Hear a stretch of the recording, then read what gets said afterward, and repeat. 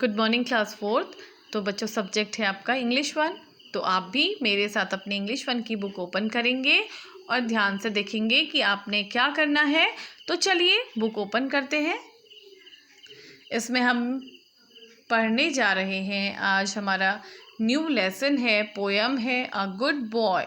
अ good boy मतलब एक अच्छा बच्चा। गुड मतलब होता है अच्छा, बॉय मतलब लड़का। एक बॉय की स्टोरी है ये, अ गुड बॉय। तो कैसा लड़का है वो? अ गुड बॉय, वो एक अच्छा लड़का है। ठीक है, तो ध्यान से सुनेंगे आप इसे। देखिए, आप भी मेरे साथ बोलेंगे। I woke before the morning. I was happy all the day. I never said an ugly word, but smiled and stuck to play. And now at last the sun is going down behind the wood, and I am very happy, for I know that I have been good.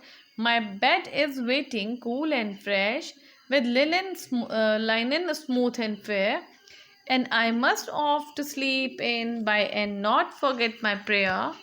I know that till tomorrow I shall see the sun arise. No ugly dream shall fright my mind, no ugly slight my eyes. But slumber hold me tightly till waken in the dawn, and hear the thrushes singing in the lilacs round the lawn. तो ये story है, एक बच्चे की कहानी है, ये poem है जो कि क्या कर रहा है। तो देखिए, आई वोक बिफोर द मॉर्निंग, वो अपने बारे में बता रहा है। आई वोक बिफोर द मॉर्निंग, मैं सुबह होने से पहले, जब मॉर्निंग होती है मैं उससे पहले वोक अप, मतलब मैं उठ जाता हूँ मॉर्निंग होने से पहले। I was happy all the day, और जब दिन होता है तो मैं पूरा दिन कैसे रहता हूँ? खुश रहता हूँ, हैप्पी रहता हूँ। आई नेवर सेड एन अगली वर्ड, मैं कभी भी कोई भी अगली मतलब होता है बुरा शब्द या फिर अपशब्द, ठीक है, बुरा शब्द नहीं कहता हूँ। But smile and stuck to play, लेकिन मैं हंसता रहता हूँ और खेलने के लिए क्या रहता हूँ? स्टक टू प्ले, खेलना चाहता हूँ।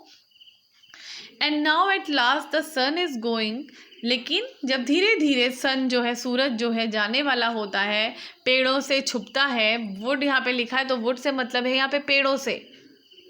तो इसका मतलब है कि जब सनसेट होता होगा, जब सनसेट होने वाला होता होगा, जब सूरज जो है पेड़ों से छिपता हुआ नीचे डूबता होगा। And I am very happy, और मैं कैसा रहता हूँ? मैं बहुत खुश रहता हूँ।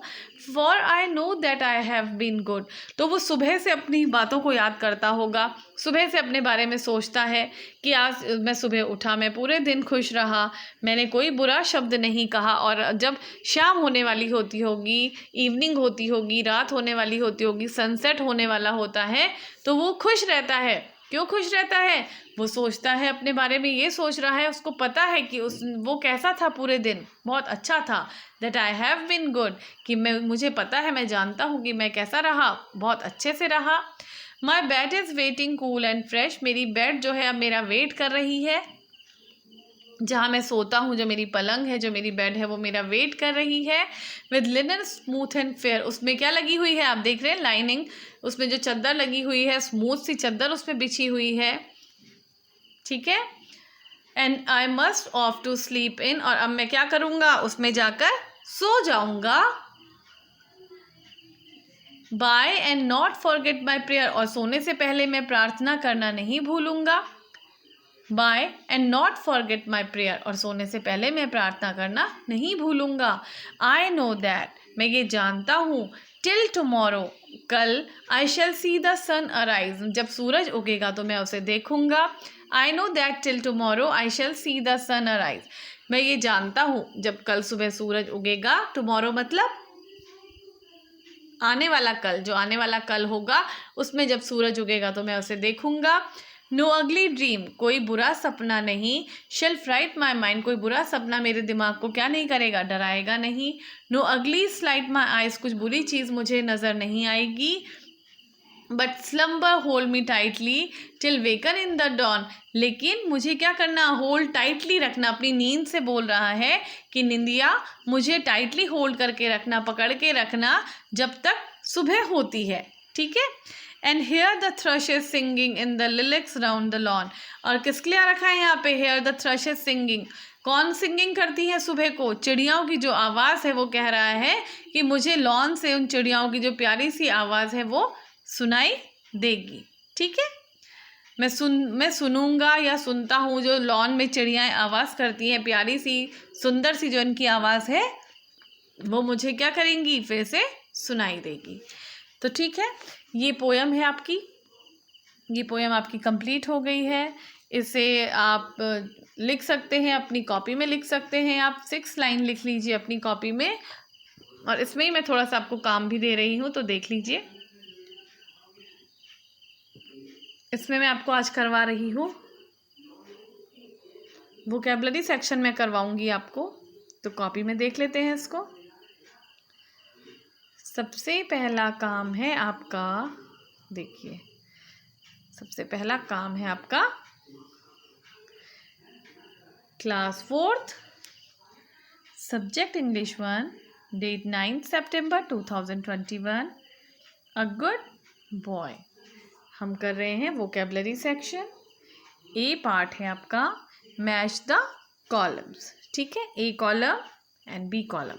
ए कॉलम में हम लिखेंगे, फर्स्ट है रसलिंग, सेकंड है चिरपिंग, थर्ड है बजिंग, फोर्थ है ब्लोइंग, फिफ्थ है बैंगिंग।